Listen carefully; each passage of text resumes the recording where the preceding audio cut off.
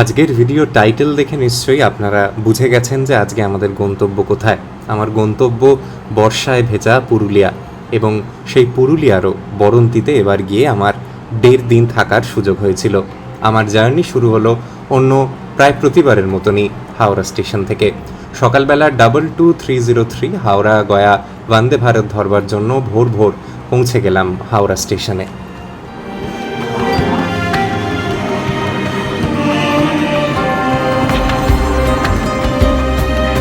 6:45 এই গাড়িটা হাওড়া থেকে ছাড়ছে এবং 8:33 নাগাদ আসানসোল জাংশনে এটার প্রজেক্টেড টাইম। এর মাঝে একটাই স্টপেজ আছে, সেটা হচ্ছে দুর্গাপুর। আমার ট্রেনে ফেয়ার পড়েছে ওই গেটওয়ে চার্জেস দিয়ে মোটামুটি 750 টাকা মতো।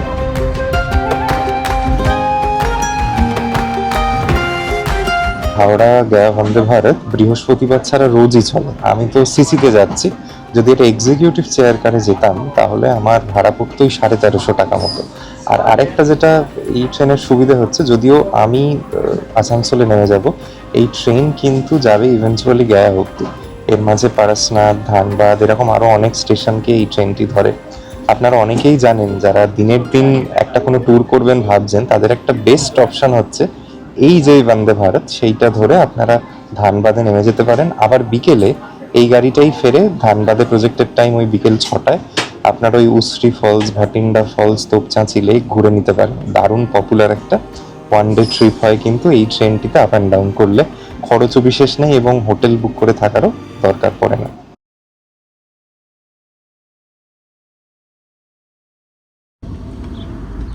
পুরুলিয়া আমার কাছে এমন একটি পর্যটন স্থল যেখানে সারা বছর বারবার ফিরে যেতেও কোনো রকম কোনো একঘেয়েমি বোধ করি না। আমি এর আগে অযোধ্যা পাহাড়, গড়পঞ্চকোট এইসব জায়গা আপনাদের অনেকবার ঘুরিয়ে দেখিয়েছি, এবং সেই জায়গাগুলিতে কোথায় থাকবেন, কি দেখবার আছে, এই সব নিয়ে ট্রাভেল ব্লগও পেয়ে যাবেন আমার চ্যানেলে। এবার ফর আ চেঞ্জ চলুন বরন্তি ঘুরে আসা যাক। বরন্তি পৌঁছানো ট্রেনে করে যারা যাবেন ভাবছেন, তাদের সব থেকে ভালো হয় যদি আসানসোল, বরাকর বা কুমারডুবিতে নামেন। বন্দে ভারতে যেরকম আসানসোলে স্টপেজ ছিল, যারা বরাকর বা কুমারডুবিতে নামবেন ভাবছেন, তারা বেছে নিতে পারেন ব্ল্যাক ডায়মন্ড এক্সপ্রেসকে। সেই স্টেশনগুলিতে নামলে আপনাদের সড়ক পথের জার্নি আর একটু কমে যেতে পারে।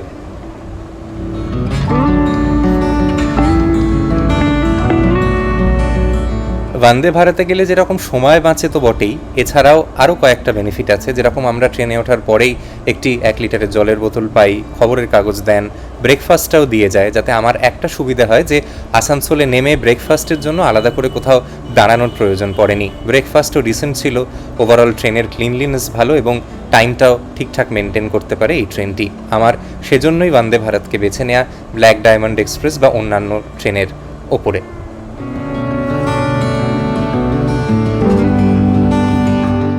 ঘড়িতে বাজে প্রায় 9টা, মিনিট 20 লেট করে আমাদের ট্রেন পৌঁছলো আসানসোল জাংশনের 4 নম্বর প্ল্যাটফর্মে। এই অরেঞ্জ বন্দে ভারত এগিয়ে যাচ্ছে এবার ধানবাদ হয়ে গয়ার দিকে। আমার এই প্রথম আসানসোল জাংশনে নামা কোনো কারণে। এই জায়গাটির ওপর দিয়ে অনেকবারই গেছি, বাট কখনো নামিনি।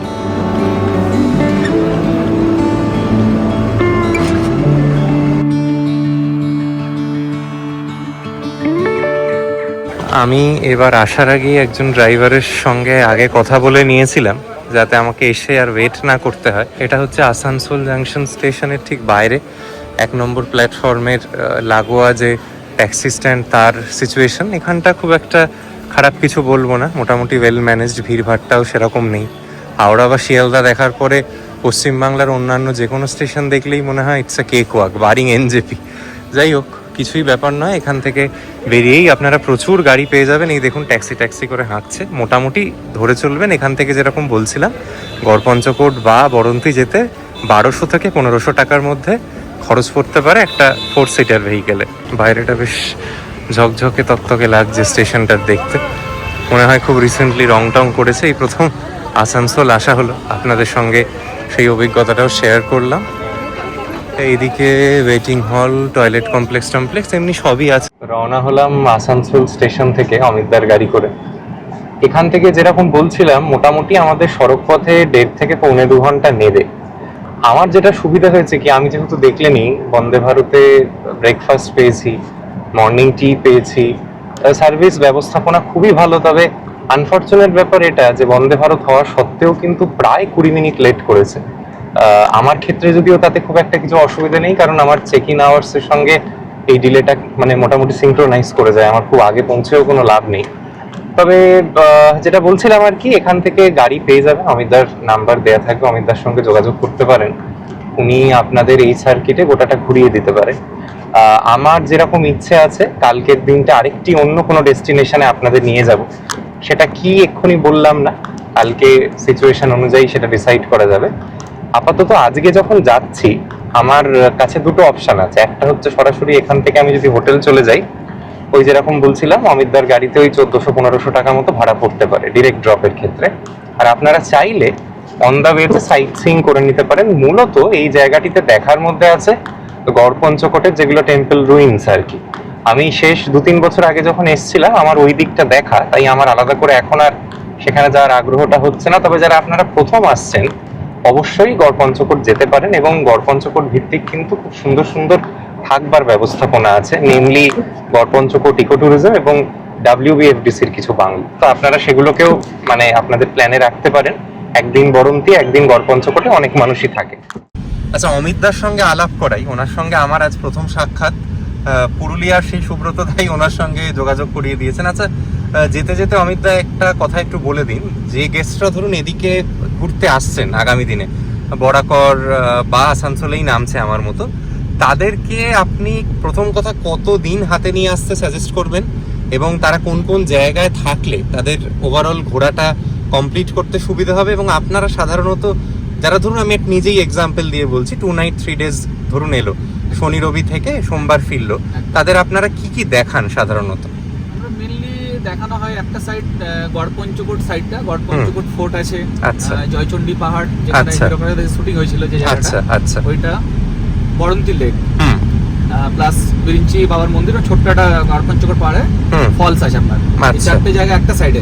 আচ্ছা, মানে গড়পঞ্চকোট যে ইকো ট্যুরিজম কিংবা ফরেস্টের যে বাংলো আছে সেখানে থেকে এগুলো সহজে ঘোরা যাবে। সেগুলো সহজে ঘোরা যাবে। একটা ওই দিকটা, একটা পার্ট হচ্ছে পাঞ্চেত ড্যাম, মাইথন ড্যাম, আর আপনার কল্যাণেশ্বরী যে মন্দির আছে ওই জায়গাটা। তো সেক্ষেত্রে এই জিনিসটা করে তাদের তো আমার মনে হয় যে আবার আসানসোলে ফিরে আসাটাই, আসানসোলে হয়েও, হ্যাঁ, আসানসোল বা বরাকর, আসানসোল কিংবা বরাকর। আসানসোল থেকে অনেক ট্রেন রয়েছে, বরাকর থেকে বরাকর কিংবা কুমারডুবি আছে, ব্ল্যাক ডায়মন্ড আছে বিকেল 5টায়। আচ্ছা, আর আরেকটা জিনিস বলুন, যে আপনার ধরুন এই জাতীয় যে এসি ভেহিকেল, যেখানে আপনি ছাড়া মোটামুটি 4 জন বড় মানুষ ধরুন বসে যেতে পারে, তো সেখানে আপনারা এই রকম যদি আপনাকে কেউ প্যাকেজ করে নিয়ে ঘোরে, আপনাদের দৈনিক খরচটা কি রকম জায়গায় থাকে?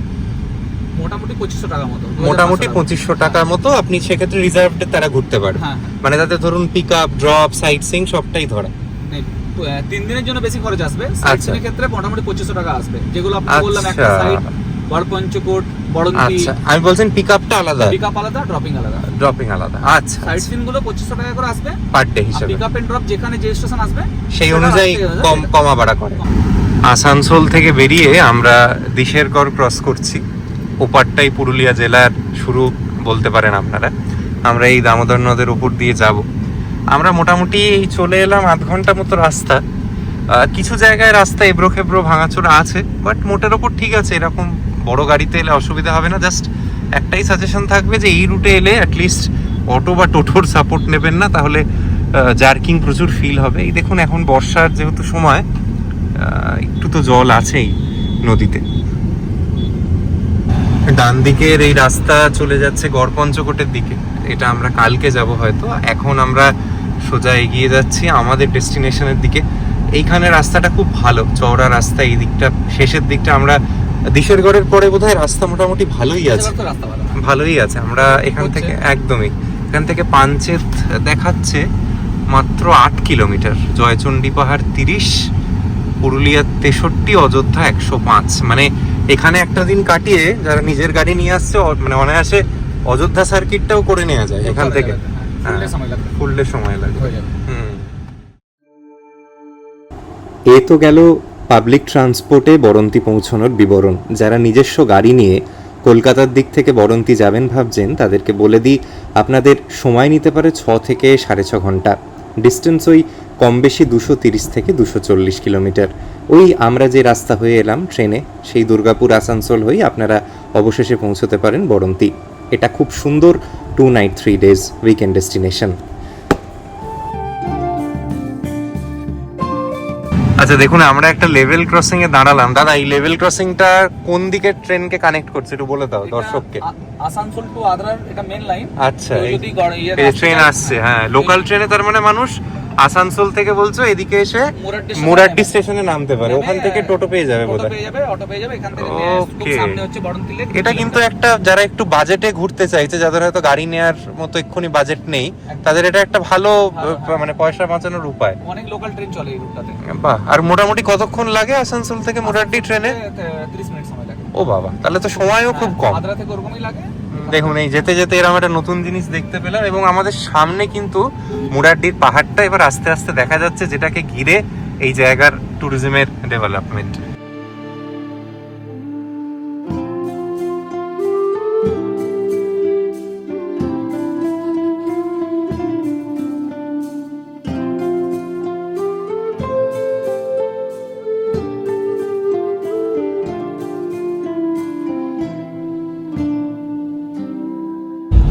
আমরা বরন্তিতে প্রবেশ করে গেছি।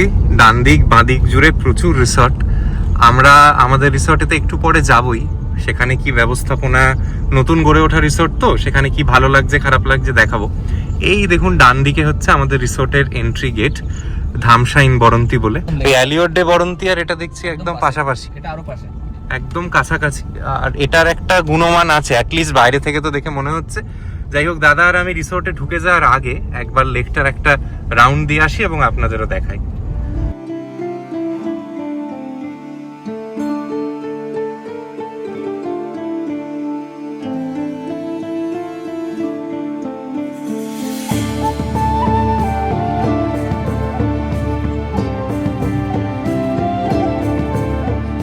দেখুন, অমিতদার পিছনে এই হচ্ছে বরন্তি লেক।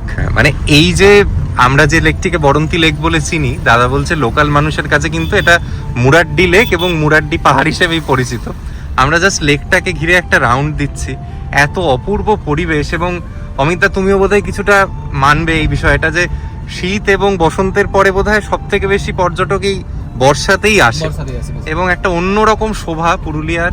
কি যে ভালো লাগছে, আশপাশটা সবুজে মুড়ে গেছে, অসাধারণ। এবং জলও বেশি, স্বাভাবিক কারণে এই বৃষ্টি হয়েছে বলে মুরাড্ডি লেকটা অসাধারণ লাগছে জাস্ট। অমিতদার এই গাড়িতে আমরা দারুণ ঘুরছি। উনি অসাধারণ একজন মানুষ, লোকাল মানুষ যেহেতু প্রত্যেকটা গলিগালা চেনে। মানে সুব্রতদারই কাউন্টার পার্ট বলতে পারেন এই সার্কিটে। অবশ্যই অমিতদার সঙ্গে যোগাযোগ করবেন এবং কিছু না হলেও অ্যাটলিস্ট কোটেশনটুকু নেবেন। যদি সব ঠিকঠাক লাগে ওনার সঙ্গে ঘুরে দেখতে পারেন। আমরা ওই দিক থেকে ওই রামচন্দ্রপুর ইরিগেশন স্কিমের ওই যে গেটটা, সেইখান থেকে এন্ট্রি করে এইদিকে এলাম। এটা হচ্ছে মেন ভিউ পয়েন্ট এই বরন্তি লেকের।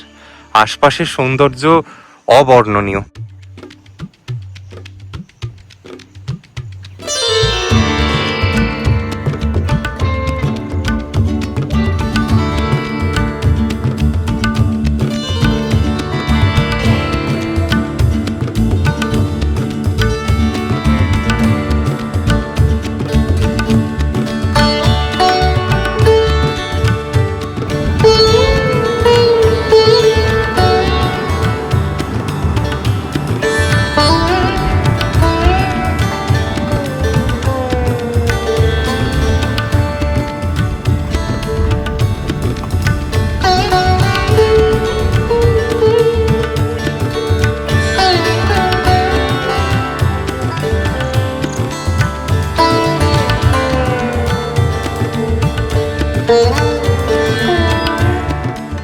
আচ্ছা, আমাদের তো লেকের ধারে ঘোরা শেষ হলো। অপূর্ব কিছু মুহূর্ত ড্রোনে ক্যাপচার করতে পেরেছি এবং আশা করি মোবাইল স্ক্রিনেও আপনাদের দেখাতে পারলাম। এই অ্যালিয়ট ডে বরন্তি একসময় খুব জনপ্রিয় ছিল, এখন এটার অবস্থা খুব একটা ভালো দেখছি না, তাই আমি সাজেস্টও করব না। এই সামনে ধামশাইন বরন্তিটা একেবারেই নতুন গড়ে উঠেছে, যবে থেকে খুলেছে। আমার এনাদের এই কটেজগুলিতে থাকবার ইচ্ছে ছিল বলেই এখানে এসেছি। দেখা যাক কিরকম কি অভিজ্ঞতা হয়। এনাদের কিন্তু এমনি রুমও আছে প্লাস কটেজও আছে। আমি আজকে থাকবো কটেজগুলিতে। প্রবেশ করছি ধামশাইন বরন্তিতে। আহা, ঢুকেই বাঁদিকে একটা জগন্নাথজির বিগ্রহ চোখে পড়ছে, কি অসাধারণ। শুধু সিনিক ভিউটা দেখুন আশপাশের। এই বাঁদিকেই কার পার্কিং এর ওনাদের ফেসিলিটি আছে। আমাদের গাড়িও আমরা এখানেই ছেড়ে যেতে পারবো, কোনো অসুবিধা হবে না। চলুন এবার রিসেপশনের দিকে যাই। ভিউটা দেখুন শুধু, মুরাড্ডির পাহাড়, মুরাড্ডির লেক বা আপনাদের কাছে যেটি বরন্তি লেক নামে পরিচিত, তা সবটাই দেখা যায় এই রিসোর্টে বসে। স্পেসিফিক্যালি যারা এই ব্লকে ওপরের তলার রুমগুলিতে থাকবেন, যদিও আমার মনে হচ্ছে একটু পুরনো হয়ে গেছে তুলনামূলকভাবে, হয়তো এগুলোই প্রথমে হয়েছিল, সেগুলো থেকে ভিউ আরও বেটার। আমি থাকবো ওই শেষে কটেজগুলিতে।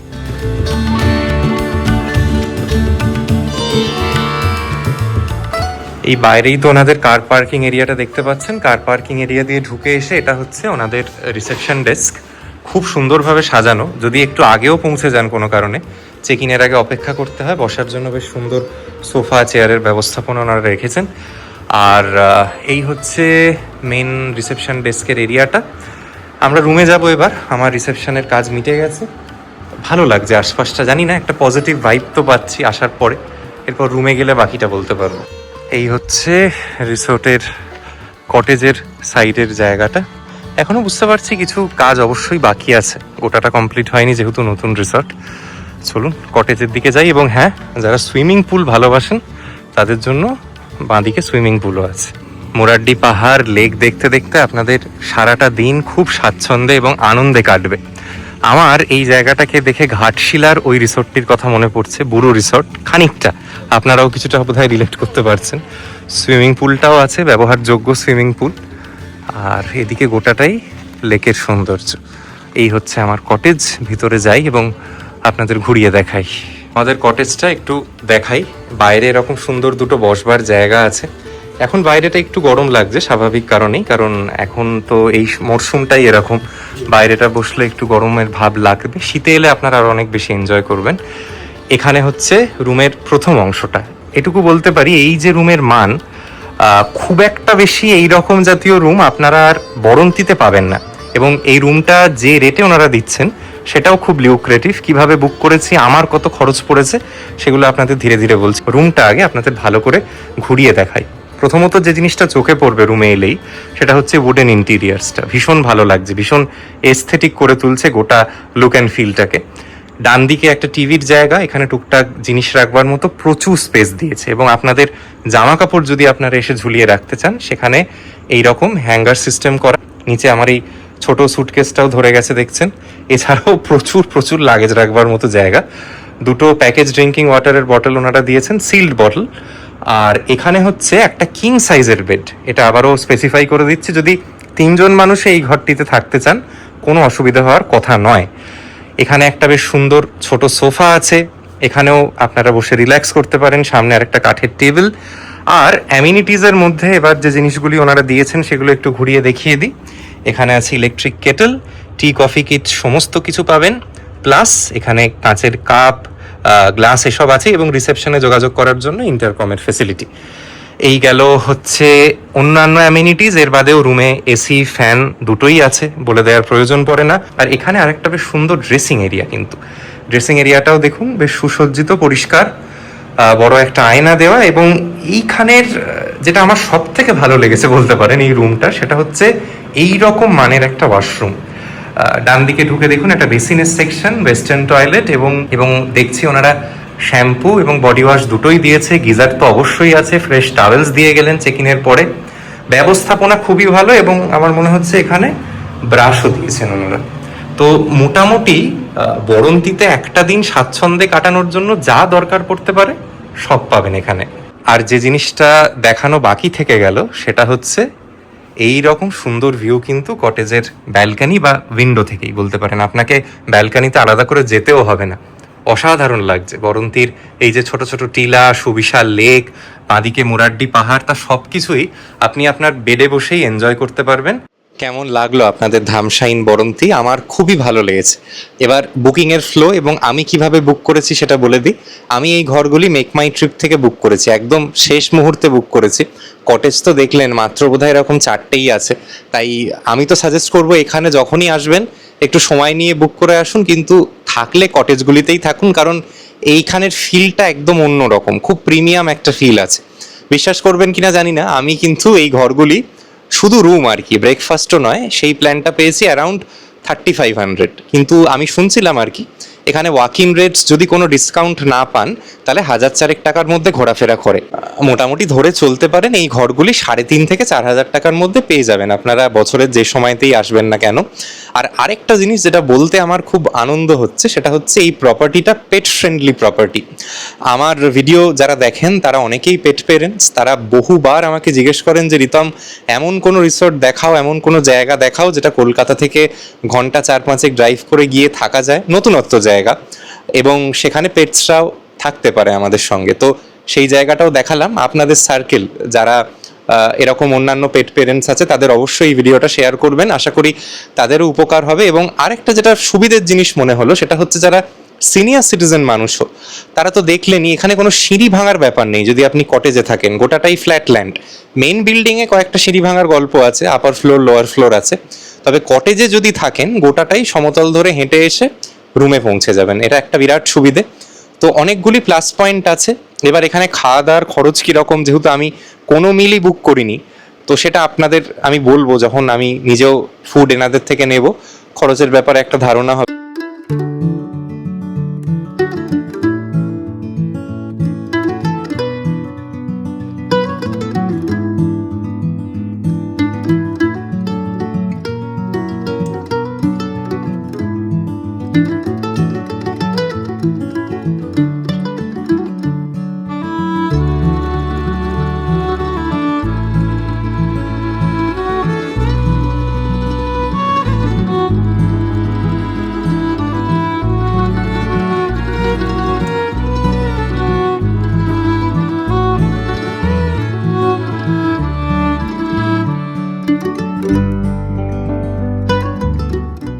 ঘড়িতে বাজে প্রায় দুপুর 2:45, এখন খেতে যাচ্ছি।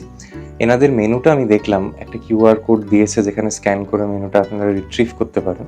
তো সেখানে খাবার দাম যা দেখলাম মোটামুটি মিড টু হাই রেঞ্জে। ফর অ্যান এক্সাম্পল, আমি যেরকম সমস্ত জায়গায় গিয়ে আগে থালি খুঁজি, সেরকম জায়গায় যেখানে আমি একা গেছি, কারণ আমি ধরুন একা মানুষ, আলাদা ভাত ডাল তরকারি সবজি চিকেন এসব অর্ডার করতে গেলে প্রচুর বিল হয়ে যাবে এবং আমি খেয়েও শেষ করতে পারবো না। থালিতে যেহেতু একটা ফিক্সড পোর্শন থাকে, সেটা একদিকে বেটার। যাই হোক, keeping all of this in mind, আমি চিকেন থালি আপাতত নিলাম আজকে। আমার ইচ্ছে ছিল মাটন থালি নেয়ার কিংবা দেশি চিকেনের থালি নেয়ার, কিন্তু কোনোটাই অ্যাভেলেবেল নেই। ওনারা বললেন হয়তো সবসময় রেডি থাকে না।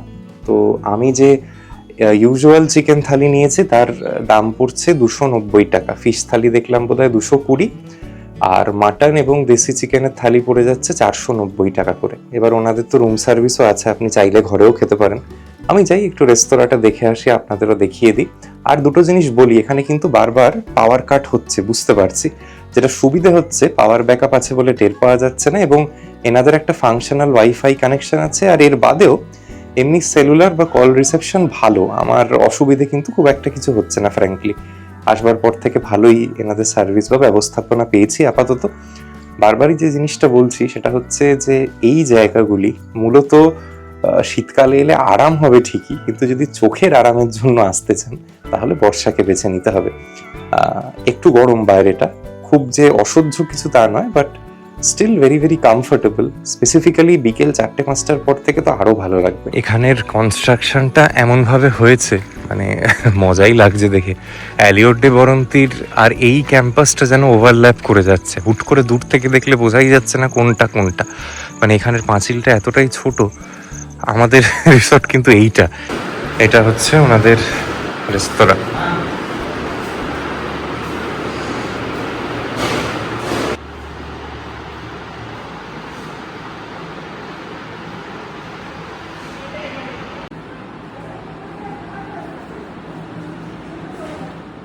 এই হচ্ছে 290 টাকার চিকেন থালি, ভাত, আলু ভাজা, ডাল, আলু পোস্ত, মিষ্টি, চাটনি, চিকেন আছে। এই রকম ওনারা দিলেন সাজিয়ে। সকালবেলাটা লাঞ্চের সময় কিন্তু আপনারা থালি যেগুলি আছে, মানে নট নেসেসারিলি অনলি চিকেন থালি, অন্যান্যগুলোও আপনারা পাবেন। তবে আমার মনে হয় যদি মাটন বা দেশি চিকেন চান সেক্ষেত্রে একটু আগে ওনাদের জানিয়ে রাখা ভালো।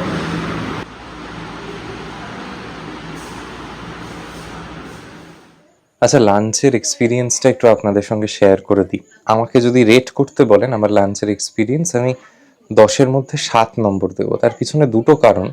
একটা হচ্ছে যে এই যে ওনারা সেট মেনুটা রেখেছেন তার মধ্যে গ্রিন ভেজিটেবল কিছু নেই, আলুতেই শুরু আলুতেই শেষ। তুলনামূলকভাবে আলু পোস্তটা ভালো লাগলেও আমার চিকেনটা অতটা ভালো লাগেনি। এবার আমি সব জায়গায় এটা বলি যে স্বাদটা খুব সাবজেক্টিভ জিনিস, আমি হয়তো যেরকম খেতে ভালোবাসি সেরকম আমার মনে হয়নি এখানে। আর আরেকটা বিষয় হচ্ছে 290 টাকাটা দেখুন খুব একটা তো কম অ্যামাউন্ট নয়। আমি যদি ধরে নিই যে যখন আমি দেশি চিকেনের থালি নিচ্ছি কিংবা মাটন থালি নিচ্ছি, তাহলে শুধু চিকেনের বদলে ওই দুটো প্রিপারেশন থাকবে, তখন তো আরও গায়ে লাগবে। মানে 490 টাকার যদি প্রিপারেশন হয় তাতে এই সামান্য অ্যারেঞ্জমেন্ট থাকে, আমার তো ঠিকঠাক মনে হয়নি, বিং ভেরি ক্যান্ডিড। যাই হোক, সেটা আমার অবজারভেশন, আবারও বলছি সবার নাও মনে হতে পারে। আরেকটা হচ্ছে যে রেস্তোরাঁটা একটু আন্ডারস্টাফড মনে হলো। আপনি যখন খাচ্ছেন আপনাকে অ্যাটেন্ড করবার মতো খুব একটা বেশি লোক নেই। বুঝতে পারছি শুরু হচ্ছে, হয়তো আগামী দিনে আস্তে আস্তে ইমপ্রুভ করবে, বাট খুব একটা ওয়েল ম্যানেজড এখনও নয়। মানে ফর অ্যান এক্সাম্পল, আমি আমার লাঞ্চ রেডি হয়েছে কিনা জানবো বলে ফোন করলাম, তখনও ফোনে কাউকে পেলাম না। তো টুকটাক এই ল্যাপসেসগুলো আছে। আর এখানের যা খাবার খেলাম ওই ঠিকঠাক ম্যানেজেবল। আর আরও কয়েকটা এফএকিউ এর বিষয় বলে দিই যেগুলো আপনারা জেনে থাকেন। পেট ফ্রেন্ডলির ব্যাপারটা তো বলেছিলাম এর আগেই। এরপর যেটা হচ্ছে ড্রাইভার্স অ্যাকোমোডেশন, ওনারা বলছিলেন ওনাদের স্টাফ রুমে ওনারা 3-4 জন অব্দি ড্রাইভারকে অ্যাকোমোডেট করতে পারেন, পার ডে 800 টাকা সেটার জন্য খরচ আছে। আর এই রিসোর্টটায় আমি যে সময় এসেছি, এই জুলাই 2026, এই সময় ওনাদের টোটাল 10টা ফাংশনাল রুম আছে, 4টে তো কটেজই হয়ে গেল, এর বাদে 6টা রুম আছে, তার মধ্যে কিছু ডাবল বেডেড কিছু 4 বেডেড। সেই রুমগুলির ভাড়া মানে ঘোরাফেরা করছে 3 থেকে 5,000 টাকার মধ্যে। আমি ধরুন একটা শনিবার এসেছি, আমি কিন্তু এসে দেখছি প্রায় সবকটা রুমই সোল্ড আউট, হয়তো কিছু কটেজেসও অকুপাইড। তো এটা ডিম্যান্ড আছে। বারবারই বলছি, যেহেতু বাইরে থেকে জিনিসটা খুব অ্যাপিলিং লাগে দেখতে, তো অনেক মানুষ আসছেন, ভাবছেন থেকে যাই। এই অঞ্চলে তো খুব বেশি অপশন নেই ভালো থাকবার জায়গাগুলির মধ্যে, তো এনাদের গেস্ট হচ্ছে, এই রেঞ্জেও হচ্ছে। আর ওনারা যেটা বললেন যে ওনাদের থেকে যদি কোনো রুম নেন, আমি যেটা এমএমটি থেকে পাইনি, সেখানে আপনি যে ট্যারিফ দেবেন তার মধ্যে কমপ্লিমেন্টারি ব্রেকফাস্টটা থাকে। আমাকে কিন্তু কালকে ব্রেকফাস্টটাও আলাদা করে পে করে কিনে খেতে হবে, যদিও সেটা খুব দামি কিছু নয়, হয়তো 60 টাকা 80 টাকা 100 টাকার মধ্যেই অপশান আছে, বাট ইনক্লুডেড নয় আমি যে 3500 বা 3600 টাকা দিয়েছি তার মধ্যে। আসবার পর থেকে আপনাদের সমস্ত কিছু দেখানোর সুযোগ হলেও সুইমিং পুলটা আর দেখাতেই পারছি না। চলুন কাছ থেকে ঘুরিয়ে আনি।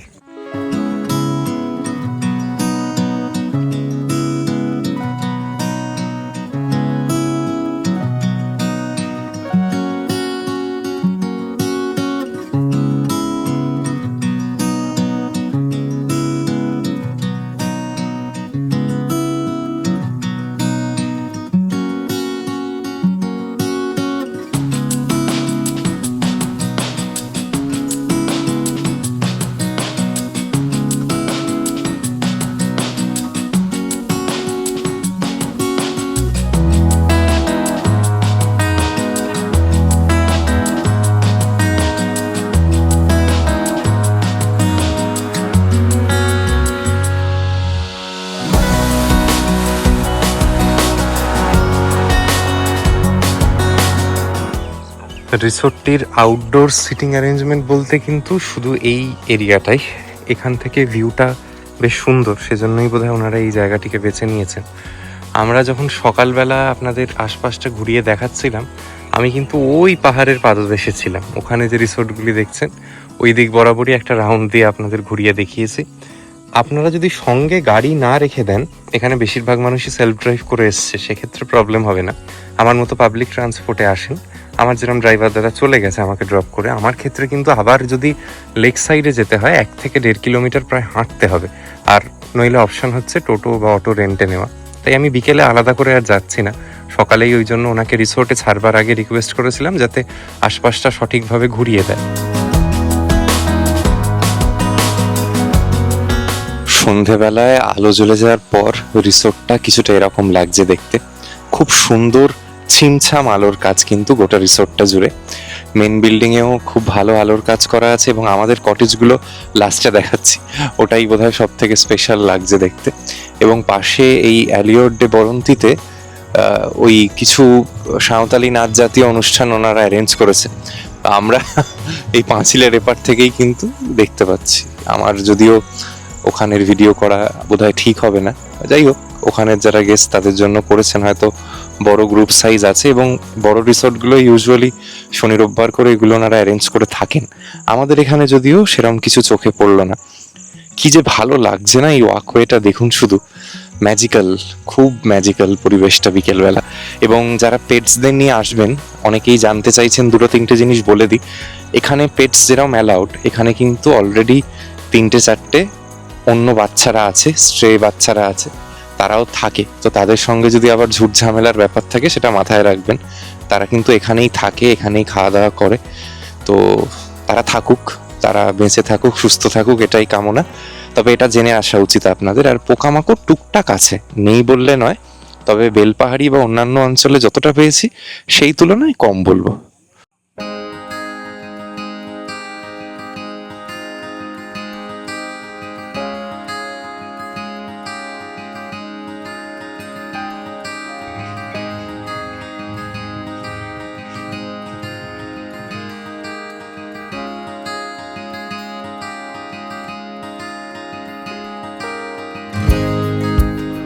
সেদিন সন্ধেবেলা আমি ফিশ ফিঙ্গার অর্ডার করেছিলাম। আনফর্চুনেটলি দুপুরের খাবারের মতো আমার বিকেলেও এই ইভিনিং স্ন্যাক্সটাও খুব একটা ভালো লাগেনি। অ্যাটলিস্ট স্বাদের অনুযায়ী আমার খুবই সাপ্পার মনে হয়েছে, যদিও ওনারা খুব সুন্দরভাবে গুছিয়ে ঘরেই পরিবেশনা করে দিয়ে গিয়েছিলেন।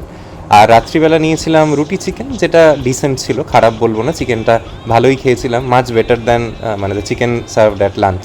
তবে ওভারঅল এখানে খাবার অভিজ্ঞতা আমার ভীষণই অর্ডিনারি মনে হয়েছে। সারাদিনের খাবার অভিজ্ঞতাকে ওই 10-এর মধ্যে 7 নম্বর দিতে পারি।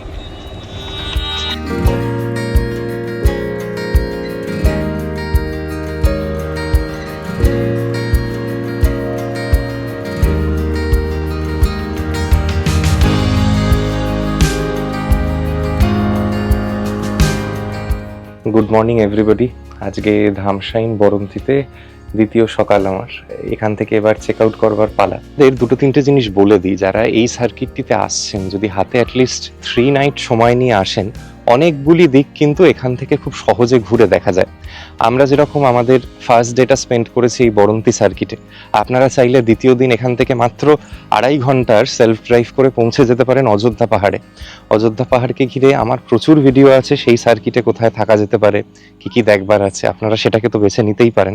একটা হোলসাম পুরুলিয়া ট্রিপ হয় সেক্ষেত্রে। যদি সেটা না চান, এখান থেকে আবারও 2.5 ঘন্টা দূরে হচ্ছে ধানবাদ। ধানবাদও কিন্তু খুব পপুলার একটা উইকেন্ড ডেস্টিনেশন।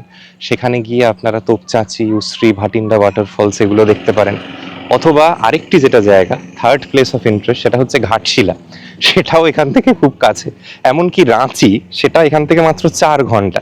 বর্ষার রাঁচি যে কতটা সুন্দর, দেখি এই সিজনে পারি কিনা আপনাদের সামনে তুলে ধরবার, সেটাও আপনারা ঘুরে দেখতে পারেন। এবং আমি যে দিকটা যাচ্ছি, সব থেকে কাছের জায়গা, মাত্র 1.5 ঘন্টা দূরে, এই পাঞ্চেত মাইথনকে ঘিরে এই যে মুক্তধারায় থাকা, বা সেখান থেকে আপনারা কল্যাণেশ্বরী মন্দির যেতে পারেন, গড় সার্কিটটা এখান থেকে যাওয়ার সময় দেখে নিতে পারেন। প্রচুর প্রচুর হাতছানি। এই প্রপার্টিটা খুব সেন্ট্রালি সিচুয়েটেড। চেক আউট করবার আগে পুরি সবজি দিয়ে ব্রেকফাস্ট করে রওনা হলাম আমার সেদিনকার পরের গন্তব্য মাইথন, পাঞ্চেত, কল্যাণেশ্বরীর উদ্দেশ্যে। সেই সমস্ত অভিজ্ঞতা এবং এই বরন্তিতেই থাকার আরেকটি বাজেট আস্তানার গল্প নিয়ে আসছি এর পরের পর্বে। আজকের ভিডিওটা দেখে যদি ভালো লেগে থাকে, নতুন কিছু জানতে পারেন, তাহলে অবশ্যই ভিডিওটিতে একটি লাইক করবেন, বন্ধু বান্ধবদের মধ্যে শেয়ার করবেন এবং আমার এই ছোট্ট চ্যানেলটি সাবস্ক্রাইব করতে ভুলবেন না, যাতে আগামী দিনে আমার সমস্ত ভিডিওর নোটিফিকেশন পান।